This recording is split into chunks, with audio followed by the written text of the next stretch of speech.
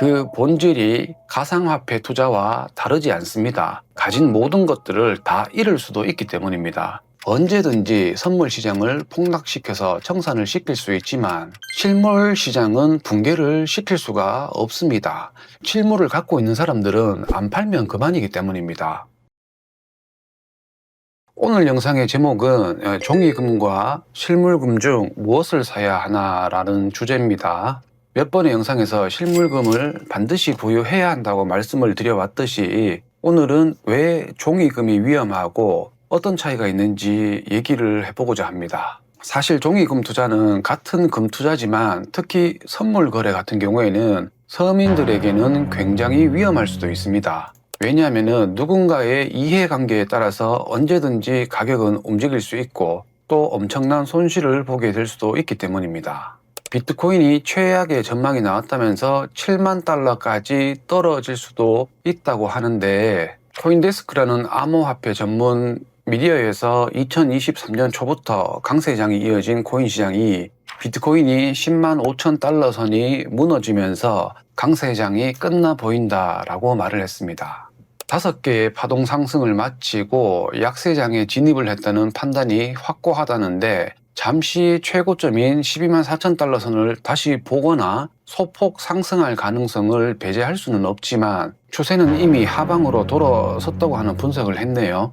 이 분석을 한 근거가 엘리엇 파동 이론이라고 하는데요. 엘리엇 파동 이론이라는 게 뭐냐면은 시장 참가자들의 심리, 즉 탐욕과 공포가 반복이 되면서 그 결과로 가격이 규칙적인 파동 구조를 만든다고 하는 이론입니다. 시장은 무질서해 보이지만 실제로는 질서가 있다는 관점인 거죠. 상승장에서는 5개 파동 중에 1번, 3번, 5번은 상승을 하고 하락장에서는 3개 파동으로 A 하락, B 반등 후에 C 하락하는 형태를 띈다는 겁니다. 전체 사이클은 8개의 파동인데 5번의 상승과 3번의 하락 혹은 4번의 상승과 4번의 하락 그런 식으로 구성이 된 겁니다. 근데 이런 거는 참고만 하는 지표인 거지 항상 논리적으로 지금의 상황에 대한 조건값을 생각을 해서 판단을 하는 것이 가장 물릴 확률이 적을 겁니다. 비트코인이 오르고 내린다. 종이금, 선물 시장에서 금이 오르고 내린다 라고 하는 것은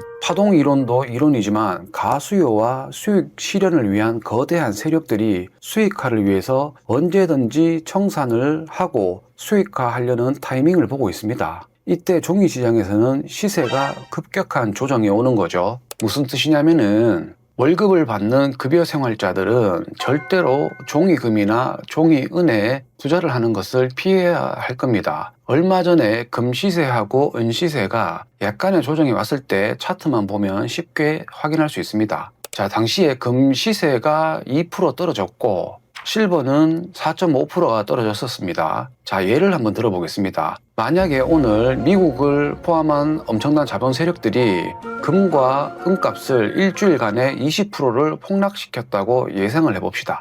그러면은 종이금과 종이은에 투자한 사람들이 어마어마한 손실을 입게 되고 포지션 자체가 청산을 당해서 증거금을 다 뺏기는 경우도 생길 겁니다. 하지만 실물금을 가지고 있는 사람들은 한 달 혹은 6개월 후에 반등 정도가 아니고 폭등을 한다고 생각을 해보면은 손실의 기억은 사라지고 오로지 이익만 남게 됩니다. 바로 이런 점 때문에 부자가 아닌 사람들은 절대로 종이금이나 종이은에 특히 선물로 투자해서는 안 된다고 말씀을 드리는 겁니다. 그런 거는 잉여 자금이 많은 부자들만 투자하는 것입니다. 미국과 자본 세력은 마음만 먹으면은 언제든지 선물 시장을 폭락시켜서 청산을 시킬 수 있지만 실물 시장은 붕괴를 시킬 수가 없습니다. 왜냐하면 실물을 갖고 있는 사람들은 안 팔면 그만이기 때문입니다. 그리고 중요한 것도 하나, 선물 시장을 폭락을 시킨다고 해도 실물을 구하지 못한다면은 선물은 폭락을 했는데 실물의 가격은 오히려 치솟는 그런 상황도 현실에서 보게 될 것입니다. 흔히 말하는 백워데이션을 넘어선 아주 거대한 백워데이션이 발생하는 거죠. 아직 형성되고 있는 실버에 대한 프리미엄도 우리나라에서는 실버 시장이 작아가지고 조금만 수요가 몰려도 20%가 넘는 프리미엄이 붙는 것과 동일한 결과입니다. 예전에 코인 시장에서 해외에서 국내로 송금이 막혔을 때가 있었거든요. 그때 가두리 시장이라고 표현을 했던 것 같은데, 가두리 양식장처럼 국내에 있는 코인들끼리만 거래가 이루어지니까 수요가 폭발을 해서 김치 프리미엄이 붙었던 것과 동일한 원리입니다. 종이금과 종이은의 투자는 단기간의 시세 차익을 노린 가수요이기 때문에 그 본질이 가상화폐 투자와 다르지 않습니다. 그래서 급여에 의존해서 생활하는 사람들은 절대로 이런 투자 방법에 뛰어들어서는 안 된다고 얘기를 하는 겁니다. 왜냐하면 한 방에 가진 모든 것들을 다 잃을 수도 있기 때문입니다. 그래프를 한번 볼까요?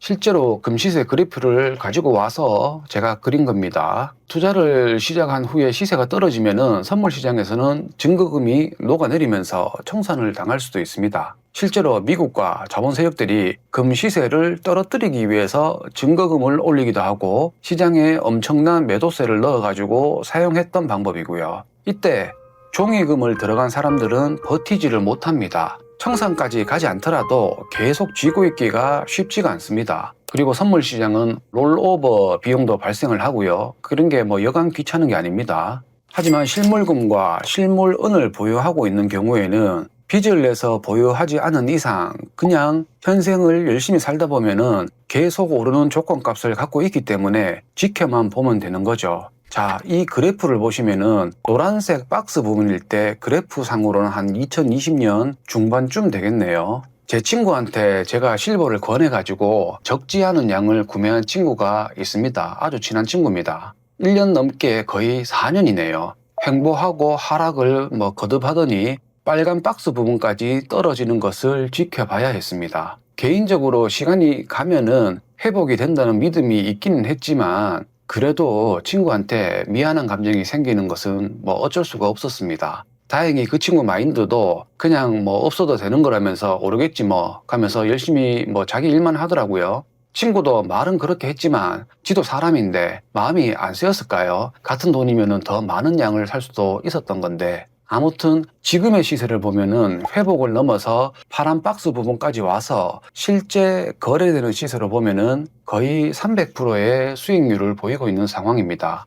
이 정도 오르니까 그 친구는 팔고 싶어가지고 마음이 오락가락 하는 모양이던데 이 정도 올랐다고 팔 거면은 내가 니한테 권하지도 않았다라고 그냥 얘기를 했습니다. 팔지 말란 얘기죠, 아직까지. 만약에 이 친구가 선물 시장에 종이은으로 들어갔다면은 제가 볼 때는 100%의 확률로 포지션을 지키지 못했을 겁니다. 빚이 없이 했고 돈이 많은 부자인데도 그 시세 차익이 눈에 보이기 때문에 절대로 포지션을 지키지 못했을 겁니다. 누군가가 선물 시세를 폭락을 시키면은 종이금과 종이은에 투자한 사람들은 자본 세력, 그들이 만든 가격에 따라 박살이 날 수가 있습니다. 누군가의 의도에 따라서 내가 엄청난 손실을 볼 수 있단 말이죠. 반면에 실물금과 실물은은 오직 인플레이션과 파산에 따라서 가격이 움직이게 될 뿐입니다. 선물 시세를 폭락을 시켜도 만약에 시장에 실물이 없으면은 오히려 그 가격은 반대로 폭등을 합니다. 그래서 급여 생활자들은 가진 게 많지 않은 사람들은 절대 종이에 투자하지 마시기 바랍니다.